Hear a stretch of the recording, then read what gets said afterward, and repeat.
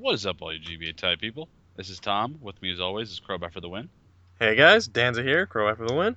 And we are bringing you the Week 6 Power Rankings. As always, brief breakdown this week was the week of firsts. Yes, we stole that because there's no more 0 win or 0 loss teams anymore. They kind of broke out of that win list, or teams lost out of their loss list streaks. Yeah, we're going to stumble through that one. But Danza, do you want to start at your number 12? Yeah, sure. There is actually a deviation between our number 11 and 12. But that's okay, because we're going to talk about it. My number 12, I had Crimson. Alright, so Crimson's match this week was against Steve. Obviously, pretty low in the power rankings. Crimson kind of didn't really do very much this week. I questioned as to why he even brought Mega Beedrill, to be honest, when he had a Feral Thorn and a Landorus T especially. I know he had Mega Gardevoir, I know it was tempting, but I feel like it would have been a lot better if he had brought something else that would have probably been better for that. I don't know, maybe he could have done something with Wheezing. I know he brought it, but maybe he brought an Assault Vest Wheezing or something like that. That might have worked for him. Who knows? I would have liked to have seen that creativity. I also feel like even though he predicted that Steve would prepare for Skarmory, I feel like he still should have brought it, because his preparing for Skarmory was bringing 3 Hidden Power Fires on Mons that were Adamant or Jolly. All the Hidden Powers would have been a 3-hit KO. I made Steve's team, and I calced it, just out of curiosity before this. Like, a Hidden Power Fire from a Landorus at his EV spread would have been, I believe, a 3-hit KO. Definitely from its Lucario. I think that alone just shows that I think he really should have brought the Skarmory. It would have been much better at walling a lot of his team than Wheezing did. And once again, if he put Wheezing in the Assault Vest role to possibly take on Mega Gardevoir, I think that would have worked better for him. Even though it's a Psychic type, could take any attack, Psyshock because it's naturally physically defensive, or Psychic because it has an Assault Vest, and probably nail an OHKO, or pretty close to an OHKO with a Sludge Bomb. Because Gardevoir's the thing that gave him trouble this week. I feel like he should have planned a little bit better for it. But I guess overall I can't be too critical of Crimson, because I guess he didn't really do anything wrong per se. It was just maybe the planning wasn't perfect there. It was just Steve actually played a lot better than him. And that's kind of it. He just didn't move, because I didn't see much this week. What are your thoughts? I'll go into Nips after this, but I have him up at 11. I think Crimson had a mix of good ideas and he had a mix of bad ideas, and Danza touched on a few of them. I did like knockoff Clefable, because in the past I have ran knockoff Clefable, just as coverage, and it's good utility when you can't really fit like that fourth move, like, oh yeah, I can run Ice Beam, I can run Wish or whatever. It's like, no, you can run knockoff, and it's just good support. I do think, however, it's incredibly ironic how within 5 turns of Clefable being on the field, whether it's early game, mid game, or late game, Clefable dies like this whenever Crimson has used it. And it's been kind of the same case when I used it or when Alex used it in past seasons. That's a throwback. But I think it was interesting that he brought Mega Beedrill when Steve had not only a Landorus T, but he also had a Ferrothorn. Because whatever coverage move you run for Landorus, Ferrothorn walls it. Whatever cover move you run for Ferrothorn, Landorus walls it, and it just didn't make sense to me. I see his mindset as to why he didn't bring Skarm, but still, like you said, Skarm was the better move overall. E-Belt, Jolteon, I think Life Orb probably would have been a little better. I mean, Expert Belt's fine, but I could see better use ahead of Life Orb for the extra power. And then finally, I'm just going to harp on Mega Beedrill, because I just really don't like Mega Beedrill. Crimson didn't have any switches for Mega Gardevoir, regardless, because even if he did bring Skarm, I think Skarm would have gotten blasted by HP Fire. But not only that, if he was going to use Mega Beedrill to kind of take on or revenge kill Mega Gardevoir, Steve had coverage moves, HP Fire and Psyshock for Mega Beedrill. But regardless, I just think that Crimson kind of played a little questionable, kind of banking on hacks in late game. And outside of that, it was a game to forget. Move on from it. Look at next week. Basically. Yeah, unless you're Steve. Unless you're Steve, which then you got out of the winless column. So, alrighty. So I don't have too much else to say. I will say there was, like you said, a few sparks of creativity that I like. The knockoff Clefable is nice. I wish it stayed around longer. I don't know what he could have done there, but sometimes you just gotta think of ways to get around things. That's also Synchronoise Jolteon. I didn't even know that move existed. I knew it existed because I know, like, over Wonder Trade, you got a lot of EVs that have Synchronoise for leveling up or breeding when, like, 6th Gen came out for Sylveons. But Synchronoise, I get it. I just don't find its practicality. Because I think it only works if the opponent has the same type move that you do, or same type. Comments, fucking correct me. I don't care. I'll move on to Nips since I kind of have some adamant points about Nips. Nips for me is number 12, and he drops in mine specifically because it's his attitude. All right, I got about 24 to 36 minutes in. I listened to his commentary. I don't think that he can battle fat with fat. Cooper is like the king of slow play, and you can't beat Cooper's slow play with your own fat team. It's not going to work. You're going to lose. You're going to get a 6-6 timeout. I think that he played all right in the beginning, but then it started to go downhill really quickly. And I'll say that because he initially thought the Dust Noir got Rapid Spin before he considered Dust Noir carrying Will-O-Wisp. I don't get it. Then he considered that every electric mon that Cooper has, or every mon that he had HP Grass. And that's a fine point to think about. And I'll say this again, it's the ghosts of Game Pass that will kill you because he's worried about Game Pass. Like, it's good to be aware of it, but he was almost like petrified, scared of those moves. Going for aromatherapy when Roserade has natural cure, and he had like that cyclic rotation of mons that kept switching in, like that cycle of switches that was just ridiculous. He could have switched out and gotten the T wave off, and if Cooper's plan really had worked, then he would have ran out of aromatherapies sooner. Let's see. And then finally, yeah, like I said, 24, 36 minutes in, I couldn't listen to him. When you start talking in voices and singing and you're doing a live comm, in my mind and a lot of people's minds, or unless you just like that type of commentary, you've checked out of the battle. And frankly, that's not good because there were chances where you could have made an aggressive double or a prediction or something or pivoted. When he got to that point, like, you just gave up the match and you let Cooper play you. You lose at that point because you know his team is fatter and you know his team had more HP because of you letting Zam take so much damage and then Mega Altaria being so low when you switched in for literally no reason. I think he plays a lot like Deathstroke, Kyle. When he gets in a tough spot, he gets worked up. Yeah. And he just pushes buttons, like 3 seconds, push button, 4 seconds, push button. Like, at that point, it was just sloppy play. And that Snorlax set, you know he has a damn Dust Noir, but you run a normal move, run Crunch. Like the Crunch Curse Rest Talk set, that set is kind of awesome. And I think that set probably could have swept Cooper if you got to like +2 with the Curse and then got good lucky picks with Sleep Talk. Tell me that wouldn't have worked. What did Cooper have to take at a +3 Crunch? Like Togekiss, sure, but it's special defensive Snorlax. It's going to eat those up. I don't know. And it's not like Body Slam or Return wouldn't do anything. It's going to do a nice amount as it gets to +1, +2, +3. Yeah. And then what is he going to do? I don't know. I think at that point, if he had Crunch, Cooper would have had to play on his heels, and maybe Nips would have had a chance to play it out and maybe get to 4-6 or 6-4 in Nips's favor versus playing with Body Slam. Anyway, you could talk now. All right. So my thoughts on Nips. I couldn't even. Oh my gosh.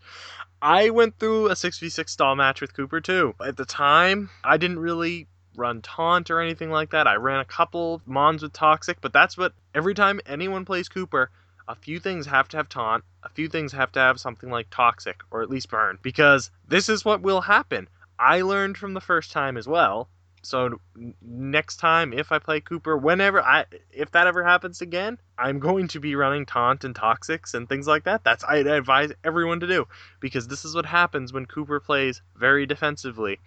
He will do everything he can to, well, he's not doing it intentionally, but he will stall out the clock if he has to. Because that's how he plays. He checks every damage calc, he goes slow. And there's nothing wrong with that. I'm not complaining about Cooper's playstyle here, but I'm just telling you, that's how it has to be countered. That's how you guys have to check it. You need to go with some kind of heavy offense with some support that will use taunts and toxics. Now, Nips even said he had no idea that Cooper played like this, or that he would do this. Scout your opponents, damn it. Exactly. Scout your opponents. Exactly. No, okay, I would get it maybe if this was the first time he 6v6 timed out, but he 6v6 timed out before. I was part of it, obviously. And he's come pretty darn close in the past, too. I don't think there's any excuse there. Now, why did I put him at 11? Okay, in spite of all of that, he still managed to go head-to-head and toe-to-toe with Cooper for most of the match. Why did I move him down, even though he went head-to-head and toe-to-toe with Cooper? Because of his attitude. It was painful to watch, I will admit. What can I say? I'm really sorry to say that, because, I have nothing against Nips, obviously, and I get that he's frustrated, but the attitude was just not a good one. I'm going to make a comparison here and just say, look at Top or Crimson even. Their attitudes are really positive, even though they're not getting the results. I feel like if Nips just had that attitude, maybe, just maybe, he would have been more level-headed. Just maybe he would have made a couple of different plays. There were definitely ways, a couple of predictions, especially with Alakazam. I think, like, if he didn't switch into the seismic toss and kept his focus sash, he might have been able to use it for something. If he just kept his head on straight. But because he was complaining a lot, as you talked about, I couldn't move him up or even keep him the same. So I know comments are going to say some things about that. Like, he should move up. He was head-to-head and toe-to-toe with Cooper. Well, guess what? Half the battle in the GBA is preparation and having the mindset. He didn't have the mindset, clearly, at least as the match went on. You got to have it from beginning to end. I've been through a 6v6 match where it timed out. I had my head in it the whole time. I understand, but at the same time, I've been through it, and I know how it feels, and I know how you shouldn't react, and that's kind of what he did. And once again, I have nothing against Nips, but that's what it is. That's what I have to say.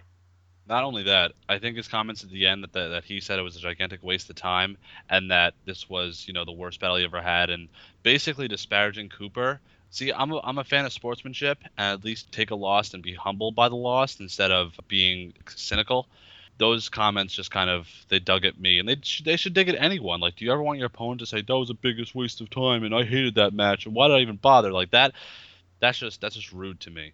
And just final point, and this is my hashtag for the week. Hashtag crippling control stall. That's what Cooper does. Yeah. There you go. Next up at number 10. Actually, we both had Top, which is pretty cool.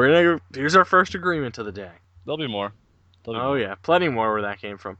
Alrighty, so Top. He moved down this week, which it's moving down one. It wasn't really him moving down as much as Steve moving up. It's just Top being Top. I feel like he's only making baby steps. I'd like to see him do a little bit better. The prep is there. I know he's trying. I like the effort. There are just some sets that I'm just not always a big fan of. And I feel like he makes misplays during some of these games that kind of just choke it away for him. I will say, though, that Solar Beam Heatran was great. I loved it. I thought that was excellent. I also thought the fact that he had Heat Wave on Crobat, I thought that showed some creativity. I thought the fact that he brought a Sun Team, it all showed some creativity. And when you think about it, a Sun Team actually does pretty well against Shady. I wouldn't be surprised if someone else tried to take this concept of a Sun Team and use it in the future. Honestly, though, it was a combination of losing Hitmontop early and honestly a Draco miss later in the game. That really hurt him. And after that, it kind of just went downhill for him, and he lost. Shady dominated. Top never really had a chance, unfortunately. Those are my thoughts, honestly. Not too much else to add, other than I just hope that he can understand what his win conditions are better. I feel like Hitmontop Same was thing. one of his win conditions, and by letting it go down, as he's done in previous weeks, letting win conditions go down, I feel like by doing that, he is kind of putting the nail in his own coffin every week. What are your thoughts? I think one of the other things that really killed him, besides the losing Hitmontop early and the Draco miss, was his over predictions. Thinking that Crobat would come in, going for Heat Wave the Crobat, thinking that Scizor would come in. Just from Shady's perspective, he didn't need Scizor to take any unnecessary damage, so going for Heat Wave was a huge over prediction. Even just Brave Bird damage would have been enough to do more damage than Heat Wave did against Ambipom. But like you said, I think his idea was good. I genned his team, and I didn't mind his team. I thought it was a good idea. The Sun really was effective against Shady. It did shut down his wall, and in terms of melodic, it kind of limited its viability. But it's always hard to run a Sun team when, he Heat Rock on like 2 or 3 different Mons or it was Life Orb, but it's hard to run a Sun team when it's not Auto Sun. The way that Heatran took on melodic, granted, took a lot of damage. It was, it was cool to see. However, I think that him going into Crobat from Heatran against melodic the first time around, it was just a little naive. He didn't recognize all of Shady's options. He recognized what he wanted to happen. That type of play will kill you, and you got to understand how that works. You got to take a second look at all your opponent's options, not just the way you want to see it or the way you hope you want to see it come to fruition. It's funny because I think Tup he plans well, and I think he's creative in a sense where it's productive. However, he's just not contending like everybody else, and that might sound bizarre, but the teams he's making aren't necessarily bad. And yes, he is losing win conditions early, but it's not like he's playing super poorly. It's just he's not contending like everyone else. And hey, like I've been saying, maybe it's just an adjustment to the format. But his season, it might not be the best one to look at or consider in the future, but it's a learning curve, and that's all that really matters, I guess, at this point. Mm. And the GBA is difficult. It's not easy to pick up and start. Yeah, So but the GBA format's like heroin. Once you get hooked, you don't want to go back to whatever else you were playing. yeah, to be honest, it's hard going back to regular Wi-Fi. The GBA is just so much fun. It's like random Wi-Fi, random just bring whatever you want. I can't play Showdown. I can't do anything like that. Like formatted versus this is so much different. Oh my I feel god, it's all right. the nice thing is, as long as you don't make seasons 100 games long, which no one does that, that would be awful. But no one does that. You can always refresh your teams and refresh players. It's always new every week, every season. That's why I enjoy doing this. Yep, me too. So, Anyway, number 9. all right, 9. Steve, he's the top of the 1 and 5 teams. Congrats, buddy. He made it. I'm really happy for him because I feel like he deserved that win. Wow, he put a lot of work in this week. I thought he did some very good planning. I know that I know Crimson didn't bring Skarmory, but he had in power fire. So I guess it shows he's putting the work in. That's for sure. Granted, probably would have been about a 3-hit KO, but I guess it was better than hitting things like Skarm for no damage. Overall, Steve finally cut back on his huge over predictions, the ones that killed him in the previous 5 weeks. There were one or two nice predictions on his part that I thought were great. The substitute with Sableye was the best one of the game for sure. That enabled Gardevoir to get its third KO and enabled it to stay alive. I wish that was a prediction rather than just a really bad play on Crimson's part. Holy crap. Maybe, but he predicted it too, so maybe he predicted a bad play. That's true. I don't know. It was just going in and just Hyper Voice was his best play at that point. Anyway, continue. Yeah, so overall, Steve asserted his dominance. Granted, it was against the number 12 in the rankings, but it's a good start for him. I hope to see him win a couple more games because I don't think he wants to have a season 1 all over again where he's 1-9. I think he wants someone else to be 1-9 so that way he can share that infamy with someone else. And that could be Nips, that could be Crimson, that could be Top, who knows. But he wants to share it with someone, but he doesn't want it to happen again. Overall, though, this is a positive step forward. He's number 9. Even though he doesn't really have a realistic chance at the playoffs, he's technically still in it. So, not much more I can say other than that. There's a huge divide between him and Geo at number 8. Just to quote something that Steve said in the beginning, he said, I remember a time when we were title contenders. In my mind, my joke instantly that was, when was that? In your dreams? Haha, wrecked. In fairness, season 2 he was kind of contending for a title. He didn't obviously make it to the playoffs, but he was close. He was close. And I guess if you wanted to go to this season, I had him pretty high up in the pre-draft power rankings. I didn't. I had him in the middle. I had him, I think, at 4 or 5. Someone can go check that. The reason for that, obviously, you can see in that video. But I thought that his hype from last season would translate into a successful season. It didn't. So that's how it goes. I can admit I was wrong. That's fine. We also had Mulone at 12. So yeah, we were both pretty off the mark on that. Anyway, like you said, I think Steve is kind of moving out of his over-predictive nature, going for Psychic to KO Weezing and not over-considering the possibility, just saying, fuck it. That was good. It was really good. It's a step in the right direction. I think, Yachi Lando for a second week in a row, or whatever week in a row it is, it's good. It's effective planning, and Yachi Lando in this format is really effective.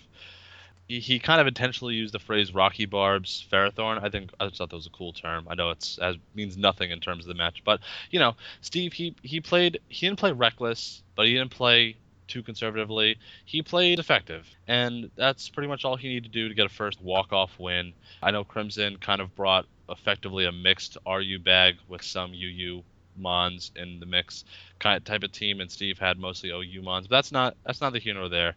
Steve just played well, and he went from winless to now he's in the contention with those 1-5 teams. So in like a week or two, that might come down to like your draft position or something like that. But all in all, it's a good match. I think Steve, it's a good motivator for Steve potentially to play upset later on, because his division is kind of wrapped up in the next for 1 or 2 weeks, just Yeah, based on. it would take Miguel and I not move on. Miguel definitely. Is it Gio in his division as well? Yeah. I think yeah. Yeah, it would take them to lose a lot of games for Steve to come back, but mathematically he's still in it for now. There you go. Yeah. I think that's a perfect analogy, actually. Hmm. Anyway, moving on to what number are we on now? Oh yes, we are on number 8, right? Or number Gio. oh And, Geo. and I'd like to start out and just Yeah. formally say I was wrong. I was wrong. Ha.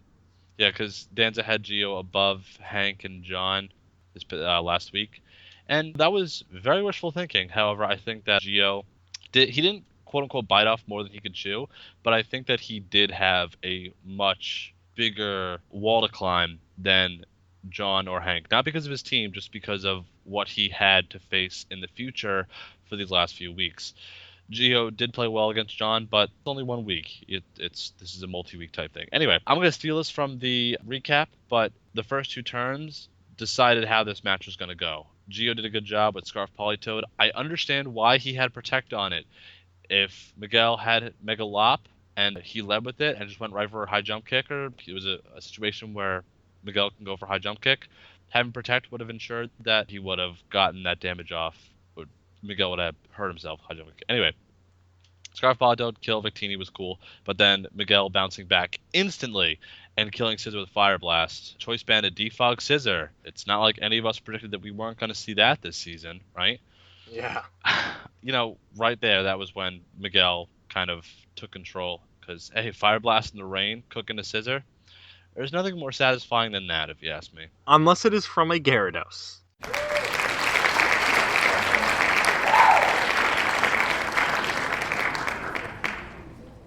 I had to mention it for the week. People complain that I didn't bring up Fire Blast Gyarados, so there it is. It's I here. walked into that one. Oh my god. like last week, I'm gonna say it again. Whatever you can do, Miguel can do better. He planned every single thing to take on Mega Swampert 1-on-1, and then just his effective planning overall. I thought no Ice Beam on Goodra was a little bit weird, because I think it was very effective against most of Miguel's team, like Thundurus and Chestnut and stuff like that. Once Gio had his offense negated by Miguel's walls or just by Miguel's just really good plays, it was really hard for him to claw back into that match. Once I guess Scissor was down, actually, yeah, basically once Scissor was down, I think it was pretty much hard for Gio to get back from there. That's it. That's all I have to say. Alrighty. Well, let's just go back to what I was saying about being wrong.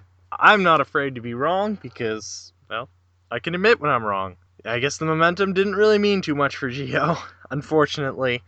He was going against one of the toughest contenders in the league. I thought it would have been a much closer match. It's a tough 5-0 for him.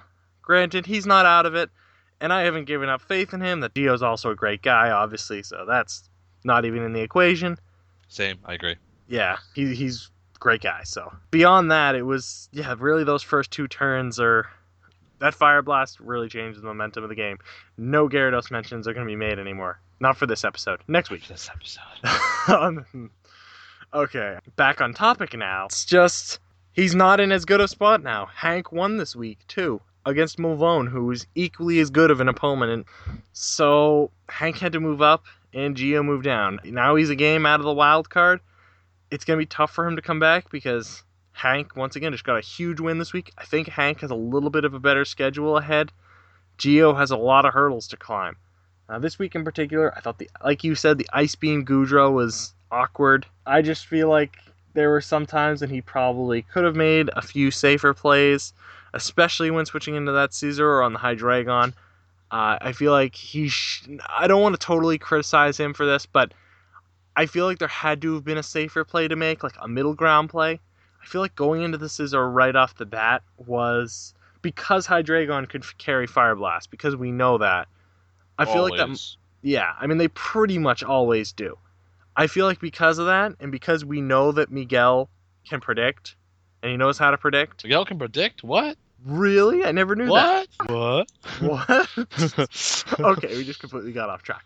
But I feel like it would have been more beneficial for him to go into, I don't know, maybe a Mega Swampert, maybe? Take the possible Fire Blast or take the possible Dragon type move. Yeah, but I mean, all things considered, though, Miguel going for Fire Blast in the rain, that was so ballsy, just in It general. was. But at the same time, I mean, Politoed wouldn't have been able to do too much back. Yeah, it has Ice Beam, but it's definitely not a KO. But he outsped, so he knew it was scarfed. That's true. That's true. So he pretty much, yeah, he knew. I think it was gutsy for sure, but I think it wasn't like a total risk either because you knew he was Right. going to switch.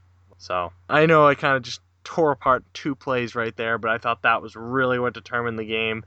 And after that, Gio kind of lost all of his edge, and it became a 5-0, and it was an unfortunate one. He's not out of it, but there's not much else I can say. It was more of a Hank show this week, which he did a lot better, and we will be talking about him relatively soon. Yeah. Right. Alrighty. We I talk think we're about ready to move on to number 7, which is John for both of us. Alrighty.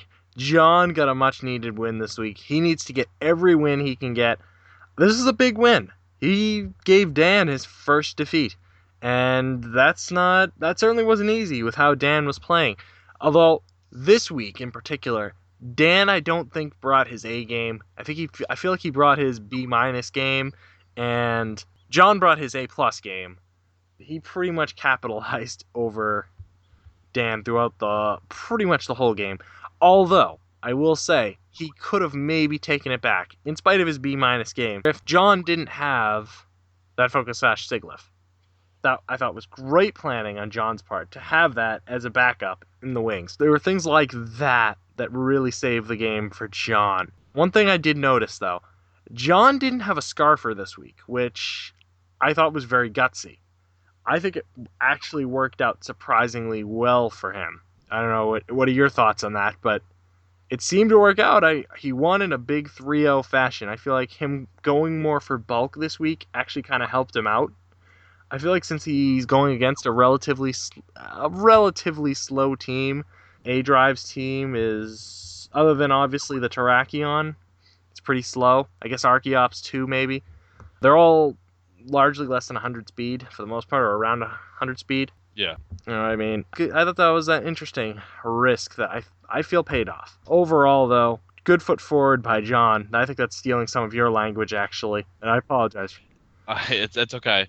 No, I think my thing with John is that he has some of the most viable or most volatile wall breakers in the game. I think his team, whether it's Sylveon, whether it's Kyurem, whether it's Crocodile, whether it's Staraptor, Raikou, Entei, it doesn't matter. It's really hard to plan for all of those when, based on the team, those things can kind of break down any given team physically or especially sided defensively, whatever. I think John perhaps could, against a different opponent, maybe not so much Dan, could have been a little reckless setting up early with Sylveon. I do see why though, because there was really no reason why anything outside of Vileplume could take on Sylveon effectively, especially not at +1 or +2. But one of my biggest thing is two things. One, this is kind of a role reversal week for Dan, and I'll say this because each week leading into this match, and I'll lead this into my point about John, Dan has been in control with his wall core. Switch that around this past week. John was in control with his wall core and his offensive mons versus Dan's defense because Dan really only had one mon in Vileplume, which against like an OU team, like I think with Sylveon and Kyurem and Staraptor, it's not really going to hold its own. But outside of just Vileplume, there was nothing really that Dan could do to take on all of John's offense. Now, mentioning that, the crit Psyshock, okay, yeah, it sucked at one shot, the Vileplume, but he had mentioned, and a bunch of other people had mentioned, Dan would have went for Infestation. Now, the Infestation resisted against Sylveon, maybe less than 6%, on top of the 12%, so if anything, he prevented 18%, which probably didn't make a huge difference, since that wouldn't have Terrakion in the end still would have came in and killed it with a poison jab. So I'm not sure it was the biggest deal. Yeah, it sucked, but let's see. I think that John just he played really really effective. He was in control. He had dedicated mons, dedicated switches. Nothing was out of play, and everything he had answered something else. Now I could really go down the list and like be specific about that, but I don't care. Yeah. I think yeah, just John's team was way more threatening, and even considering like Terrakion, I think John just had the upper hand, and it was a very good foot forward, and he definitely needed this because if he had lost, Dan was guaranteed the playoffs. He was in, and John at that point was probably done. So he's still alive, but this was just a great effort. It's Bottom line. still a rough road forward for him, but he put some more life back into the team. Exactly. So I guess there's that. Other thing I'd like to say, I'm really hoping that certain people who write 400 paragraphs about why we're the biggest idiots in the world and blah blah blah, I'm hoping they're not gonna complaining that we complain about hacks when actually Dan was on the receiving end of a Psyshock crit. Am I right? Yeah, but see, Dan didn't run Lucky Chant this week Yeah, exactly. So why don't you go say something about Dan for not running Lucky Chant? He because he could have listen. prevented hacks. He could have ran Scarfile Plume and ran Lucky Chant and prevented that crit. So there you go. Yeah. Boom. See, that Science. makes perfect sense, doesn't it? Science. Science rules. That's what Bill Nye said. All right, back on topic. So I think we're ready to move up. Hank, number Yeah, Hank. 6. This is basically Geo Part 2 because this is what I alluded to. Hank got a huge victory this week over Mulone, and it was basically last week, take 2. Granted, it's very difficult to beat someone twice, especially 2 weeks in a row, because then you have to think of 2 different strategies. They know what you brought the week before and what you probably won't bring again. So you got a whole complex there. But Hank prepared really well for this week. I really liked, for example, I thought Faint Mega Pincer was really nice. I was thinking about using that when I had Mega Pincer in Season 3, but I never really found a good time to use it. I thought that was an interesting take on Mega Pincer. He gave Weavile its first kill as well, so he gets a round of applause for that as well. Yes, I devoted 5 seconds to a round of applause just for that. And because you'll never Weavile's get those finally 5 seconds taken out. back. What? They'll never get those 5 seconds back. Now 10 seconds. Oh, man. Whatever will we do? Alright, so overall, though, I like that he caught that the Umbreon was the wrong nature as well. That's good. Not knowing your stuff going into a match is bad, so I'm glad that he knew. Overall, though, it was a nice match. Went both ways a little bit, but in the end, I think it was his planning and his ability to stay composed this week. That's what I think he kind of lacked in previous weeks. When something went wrong, it went downhill. This week, he stayed cool, calm, collected. He had a good game plan. He stuck to it, and I think that's why he ended up winning. Especially because, like I said, it's tough to win 2 weeks in a row from the perspective of Mulone, but because Hank had that experience the week before, I think not only was he shooken up, but I think he was out for blood this week, knowing that he was put down not only in the playoff rankings, but he wasn't even in the playoffs last week. It would have been Geo if it had ended last week. So that's what I think about Hank. What are your thoughts? You said basically everything I was going to say. Hank had better playing this week. He took what we learned last week with the bulk of Gallade, and he took the totality of Hank Mavone's entire team and put that into his game planning. I say that because he allowed himself to sustain momentum in terms of baton pass Umbreon. He had that really interesting and cool Miss Magius set, HP Fighting and Mystical Fire. It was good digging into Miss Magius's move pool and seeing that he could basically run 2 hidden power values essentially, and it was really thorough, and that's the bottom line with Hank this week. He planned, he he learned from his mistakes from the past match, and yes, it is really hard to beat someone or lose to someone 2 times in the same season because you learn from what you didn't see and you take that lesson and you intertwine that with what you think are the biggest threats to your team and create a much better team. Now, Hank expecting Mega Manectric this time as a lead, that was good. However, Gliscor needed to lead because he has to get that Toxic Orb boost, because if he doesn't, the thing's probably going to get burned again. It was funny seeing the Gliscor, go for Toxic, and then Umbreon giving its Toxic Orb back. Anyway, it was kind of like deja vu when you saw the whole Infinite Score exchange and Weavile coming in to almost KO again. Bottom line, like I said, much more thorough prep. He wasn't rattled as we've seen, with his 3-game slide earlier this season, and it was a good effort to ensure, especially with Gio losing, to ensure that he's going to stay ahead and probably make the playoffs. Staying in Assuming that he number doesn't. 6 spot for the playoffs. Yep, and assuming he doesn't, have another big slide, he's in a good position. His I gotta say, his Miss Magus really did impress me because it kept him. He spin blocked well with it. He had a good set, and that clutch live. The flinch was unfortunate, but that clutch live was really cool from a choice band of Weavile. Yeah. I think if he wants to guarantee himself in the playoffs, I think 3-1 is the magic. He has to go 3-1 in these last 4 games to guarantee himself a slot. Basically. But if Gio loses another game and he goes 2-2, then that would suffice as well. So I Yeah. think he definitely can't go on another one of those 3-game losing streaks. Since we got in this area, the 6, 7, 8 group, they're like the middling dark horse pack. Basically, if any of those lose, I think if this group, any of them lose 2 games at any point, I think they're out of the playoffs. Yeah. 2 of these 3, essentially. That is true. And John definitely has the toughest haul, but it is definitely still attainable because Cooper is. I don't want to say he's vulnerable, but he's only a game or 2 back. So He's the most vulnerable, assuming of Shady or yeah, Dan slide. yeah. Compared to Shady and Dan, yeah, definitely. See, we're getting more into playoff talk, guys. You'll hear this more and more as the weeks go on. Yep. And I think at Anyway, a certain point, once teams are mathematically eliminated, we probably won't even need to talk about them anymore. we'll say like 5 lines. We'll say, give me 5 words about Steve or whoever Nips. We'll do that though. We won't go in depth though. Anyway, I'm gonna run ahead into Cooper real quick. We said about Nips and all that. I think that Cooper double will-o-wisp, that was cool. I think that his team was really fat, but that's kind of an understatement. Everyone hates Cooper's team, not just Nips, not just you, not just me, everyone, because you don't want to face that. And I think I was 2-1 against Cooper, but every match, like you sweat, your palms sweat, because you don't know what Cooper has in store for you, because he's a really good team builder. Anyway, Cooper played well.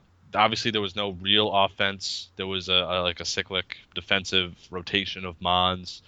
But because of that, Cooper forced Nips to play into his role, which, like I said already, it's what Cooper does. That's basically the bottom line. Him not having HP Grass on anything besides Zapdos, kind of an oversight.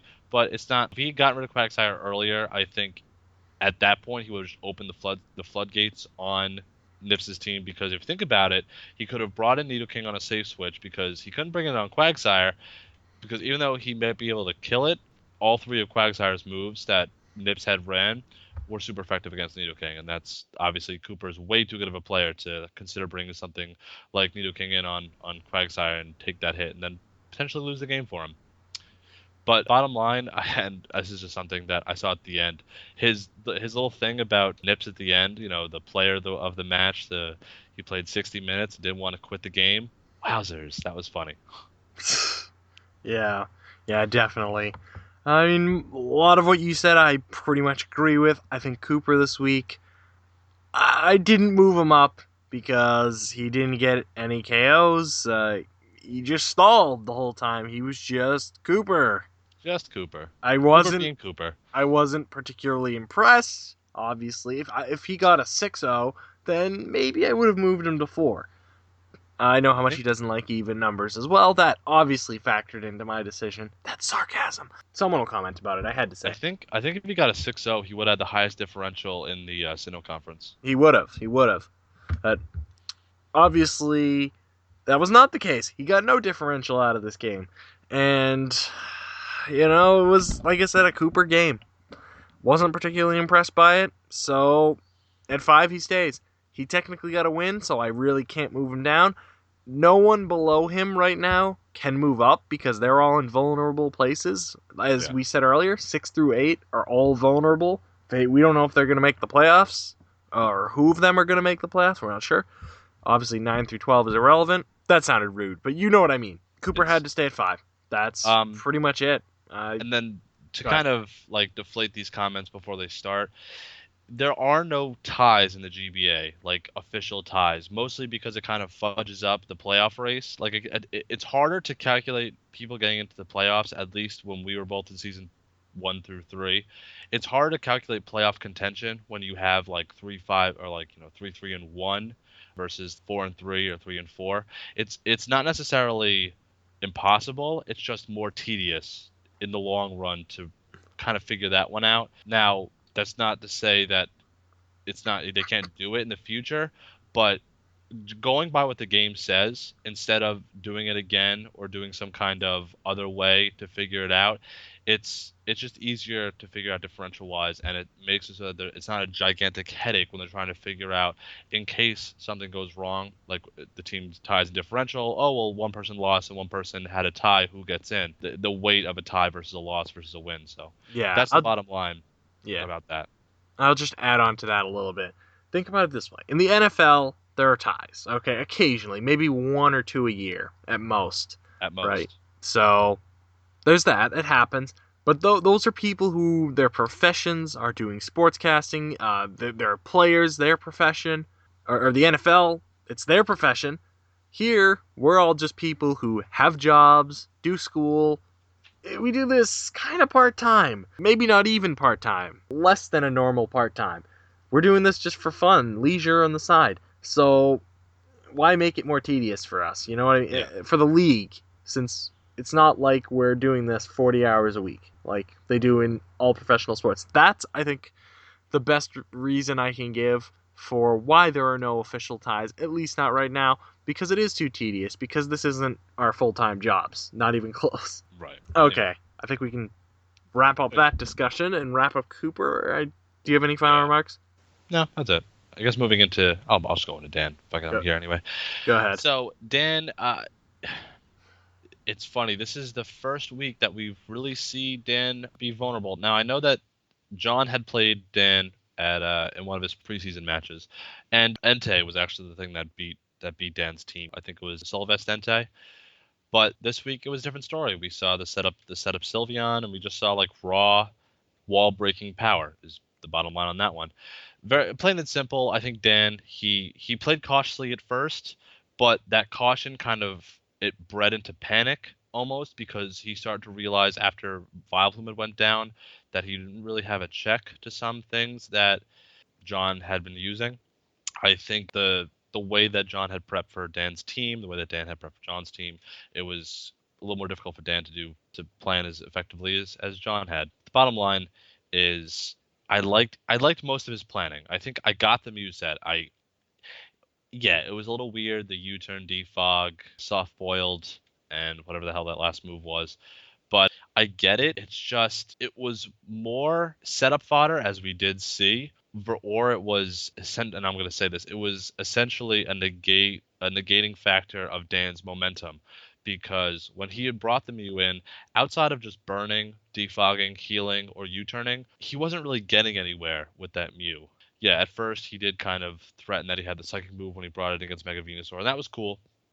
But then outside of that, no flying move on Archeops. Yeah, it was scarfed, and it kind of sucks. It doesn't get anything outside of just acrobatics. But it was a good bluff initially, and towards the end, once Dan was down to 3 months, being Terrakion, Mew, and I guess Rotom, he really, really had to pull some strings in order to get back into being in control. Basically, he didn't play badly. But his planning didn't warrant an offensive presence that we might have seen in the past weeks.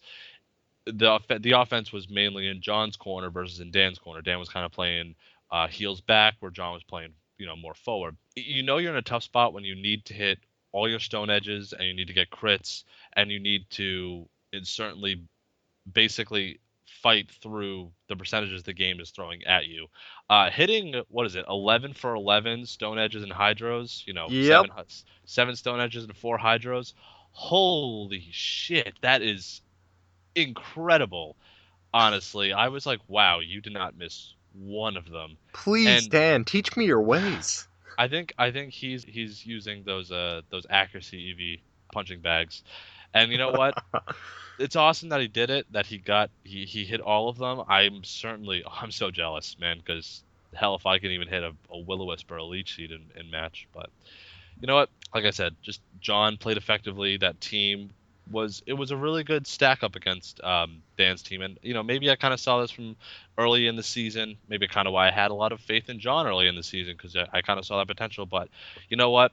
Dan is still in a better position than John is. Dan put himself in a better position, and because of that, Dan is seated comfortably even with this loss versus John needed this win to even be viable for the playoffs. So Yeah, and those last couple statements were key right there.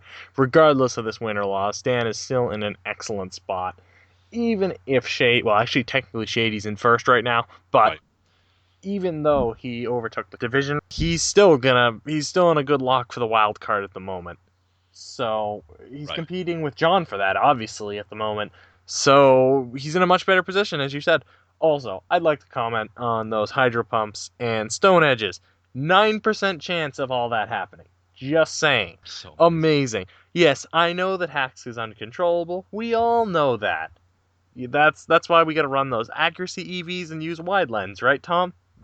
Yeah, and run gravity on everything. Yeah, there you go. For Yeah, real. yeah. So Anyway, all right. Yeah, talk about your points. Yep. Yep. So he pretty much said a lot of what I had already. I feel like Dan definitely. It was his B minus game. It wasn't bad per se. It was just not his best. I feel like his biggest mistake was. I don't want to say it was not bringing Mega Sableye, but I feel like by not having it, it kind of brought his team down a little bit in its level, so to speak. It's I don't know how to describe it or how to word it, but I feel I think like he didn't know how to play without Mega Sableye a little bit. I know that Vileplume kind of took that role, and I know that it kind of got critted early on, so he received some unlucky hacks, obviously. That's how the game goes. We know that. But I feel like this was maybe an experiment for him, so to speak, because he didn't use Mega Sableye. I think he's used it every week other than this week. yeah, If he has, and that's I think it's like number 12 still in the MVP race because of hmm, how effective it has been used so far. yeah. So I feel like this is kind of his experimental week to see how much his team really needs it. And honestly, maybe it would have helped him this week. I don't know to what extent. Obviously, there's a lot of theory modding that can go on. We could have a whole 2 hour video on that, but this is an hour power ranking, so we don't have time for that. I feel like if he didn't want to bring it, then I think he should have considered the implications of not bringing it more. That's what I think I'm trying to get at here. I feel like that's kind of the biggest point here. Overall, once again, it was a back and forth game for a while, and hitting those hydro pumps and stone edges was great. He actually did almost win at the end, but Focus Sigliff sealed it for John, and that was pretty much it. Oh yeah, You said everything else, so yeah. I don't want to say things twice again. So number 3, Shady. Alrighty, so Shady played top this week, and he got a very dominating win. I think it was 4-0. Yes. Yes, that's what I thought. He dominated the whole game, no question. The only misplay, I put this in quotes, but I think it kind of was a little bit, and I know it was also a good play by Top as well. When Sunny Day is up and you switch a Heatran into Milotic, I don't know why Shady didn't think Solar Beam right away. That's what I honestly thought. That just kind of makes sense if you're in a sunny day. That I don't want to say it makes sense because I guess it's not totally. It wouldn't be the first thing in everyone's mind. Maybe Yeah, it's I just think. because I know GBA format. I Oh know yeah, it very well, and Shady does too. Maybe it was just the pressure of the game. He didn't think about it, but as a bystander watching the match, that was the first thing I thought of. yeah. Once again, that's not a huge knock on Shady at all because he's doing excellent, and he won. He probably didn't even need to bring Milotic, and he still would have won. Yep. So it's not a huge complaint. It's a little thing. Overall, it's those middle ground plays, some safe plays, a couple of calculated, risky plays in there. I'm a big fan of what he's doing. He's solidified the number 3 spot. He's number 1 in his division now, thanks to all of his efforts. He's gone a long way, and who knows, he could be the one to take home the title. Who knows what happens. Uh, Overall, I think he did benefit a little bit from a poor showing from Tup at times, but overall, I thought that his physical team this week was still solid, even though he had Hitmontop, and it worked effectively for him. It took everything out that it needed to, obviously. So, not too much else other than that. What are your thoughts?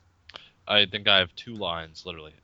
It was a good idea for Shady just to play safely, and calculated risks, like you said, were always the better option. It was better for him to sack off Ambipom rather than switching anything versus the Crobat, and right there, I think, is when he capitalized really on that overprediction by Tup. And from there, he got Mega Scissorin, and from there, Mega Scissor killed 3 things to essentially secure Shady the victory. It The excessive but minorly effective creativity by Tup and the consistency from Shady overall is pretty much how this match was panned out. Shady didn't necessarily slip at all in this match. I think it was mostly his reaction, not suspecting Solar Beam versus being an entertainer and like, oh man, the Solar Beam Heatran's really cool. Like that's being an entertainer, and I did understand his surprise because again, it's not the first thing that comes to mind, but he has been in danger time to time, and maybe that'll hurt him later, later on in the playoff tournament. But overall, like he's just playing so damn well. I can't bash the guy. I enjoy his matches week in, week out. So Yeah, somehow he gets himself out of those sticky situations, and because of that, he's in the top 3. Can we talk about Mulone now? Yeah, we can talk about Mulone. Good job, Shady. Mulone, this one I also very limited to say about Mulone. That interesting bit with Gliscor and Umbreon, that was cool. The whole Weavile, Gliscor, Infernape exchange, that was cool. I think that Mulone will not reel or get rattled by this loss because at the end he's like, oh well, because again, and I said this about Dan and John, whereas Hank is in a tougher spot where he has to fight his way into the playoffs. Mulone is sitting pretty. This loss means nothing in the grand scheme of it because, okay, yeah, it was a loss, but it wasn't a detrimental loss. This is still the regular season. Hank, it was a good match by Hank. It was a necessary win by Hank, but not so much a necessary loss by Mulone. I guess the only thing I'll really critique him on is the fact that he thought he could set up against Mega Pinsir, or how he thought that Mega Pinsir would set up on Gallade so he can get a kill with Gallade. But, that was kind of the only real overprediction that I could really pick out. But, like I said, good match by Hank. Okay, match by Mulone. So. Yeah, overall, I kept Mulone pretty high. Number 2, he dropped 1 because he lost. But like Tom said, in the grand scheme, it doesn't matter. He needs 2 more wins, and he's guaranteed to be in the playoffs. Probably 1 even he's guaranteed in. So he's sitting very pretty right there with the 5-1 record. He's not perfect anymore, but that's all right. I think that his attitude, as you said, that summarizes it. Oh well. All right, he's going to go on into next week and Shake it off. He's going to shake it off. And please don't make any Taylor Swift comments. Please don't make it. Oh my God. Please. I needed to say that because I thought the same thing. All right. So, what was I going to say? See, Taylor Swift takes chicken nuggets out of my mind right now. So, for Mulone, it wasn't a detrimental loss at all. He's shaking it off. Don't want to start that again. You let Weavile get KO'd. All right. Oh no, the streak is broken. There's a first for everything. All right. I think Mulone had the most difficult match this week. And that's going to sound really odd because he just beat Hank last week. Well, he's playing obviously a good competitor. We know Hank is good. Regardless of his record, he's just had a rough patch. So he's one of the better players in the league. That's for sure. He has to play him twice in a row. Playing someone twice is already difficult enough. Playing them twice in a row and winning twice is really challenging. And I couldn't knock Mulone very much for losing this week because it is very difficult to win 2 games in a row. Oh yeah, I just moved Shady up because I think Shady is just in such a good position that he's been impressing me over and over and over. So that's it. Yeah, I think if Shady gets another big win, then he just might move up to my number 2.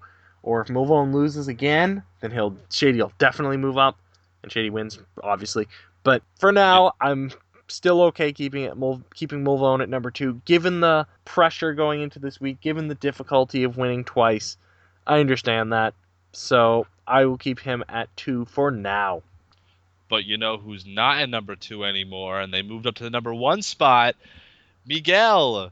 Yay!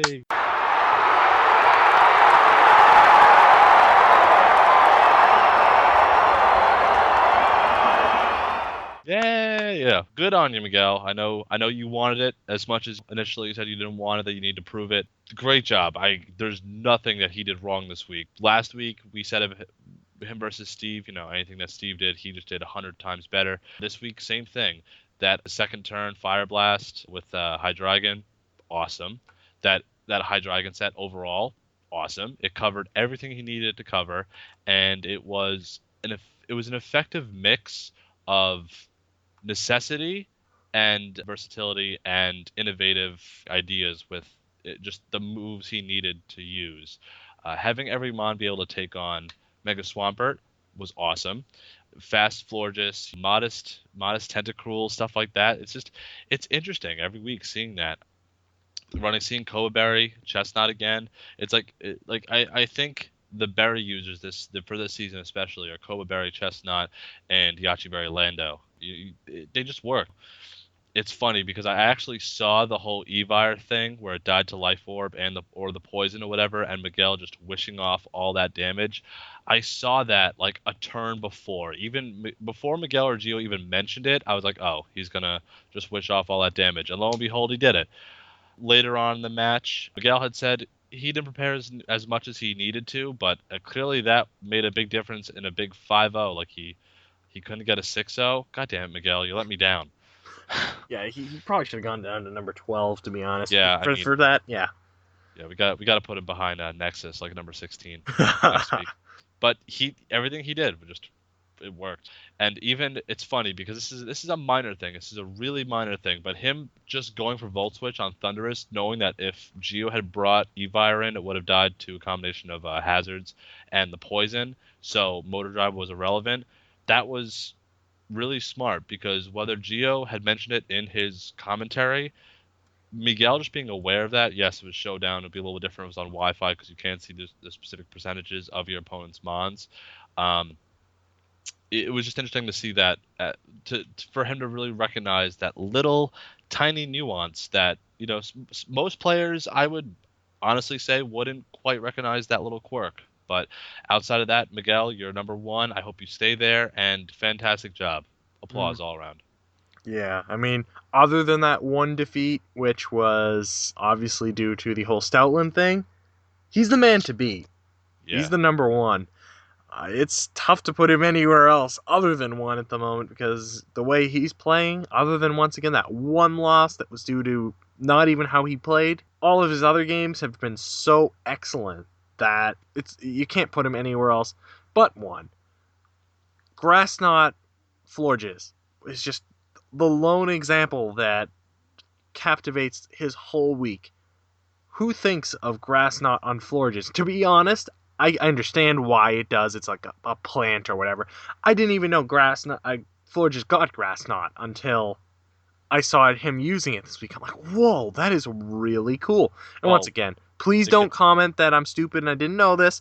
I understand that it gets it because it's a plant, but I just never thought about it. I'll say it for them. It gets Energy Ball and Solar Beam and Leaf Tornado and other stupid grass moves like that. And that's pretty much encompasses all 4 of its offensive special moves.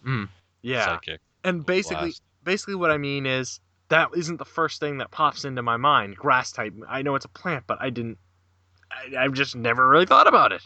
And you know what? Now I do think about it because it does get a lot of grass type moves. I've never really used the Florges or even gone against one, so I apologize for my ignorance in advance. But I thought that was really cool. So, bottom line, Miguel is dominant.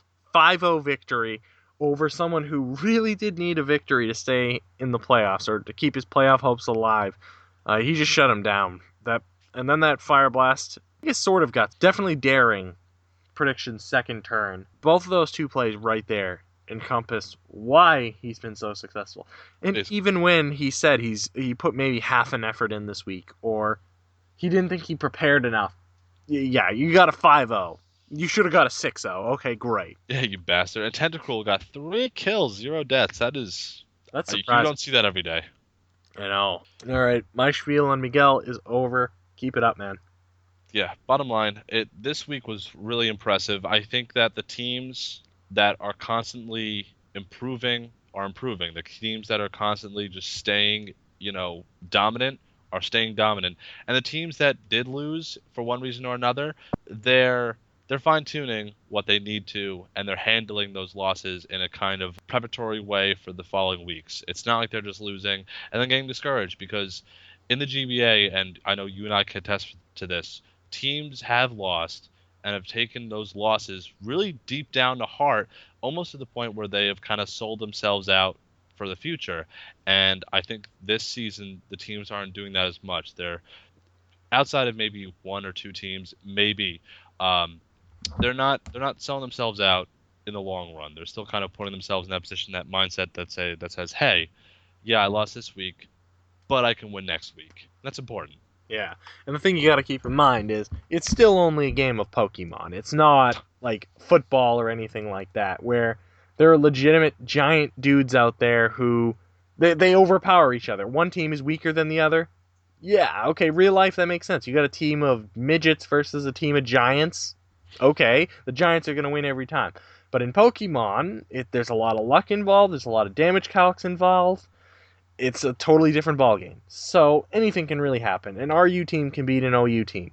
It And happens. it has in the GBA, Mm-hmm. honestly. It has. So that's just a little thing to keep in mind. That it is different. There's a lot of similarities to football, but there's a lot of differences too. Because even though there are some lower teams in the spectrum, anyone can beat anyone in any week.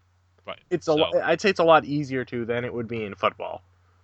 right. So with that being said, hope you guys enjoyed. This was certainly another fun one. I hope you guys enjoyed as much as we did. Next week, I hope to see there's some really impressive matches, and I think the playoff picture is really going to develop in this week or the week afterward, because I think some teams are going to start solidifying their own bases. So if you Yeah, have and any some teams are comments, gonna be dropping off their bases, yeah, and basically. yeah. So if you have any comments, concerns, any kind of questions, we always keep a dialogue in the comments. I'm sure one of us will respond to you. I know I always do. And thanks for listening, guys. 2x and 1.5x is, at least you watched the video. So as always, I'm Tom, and have a great night, guys. Alrighty, guys. Peace out.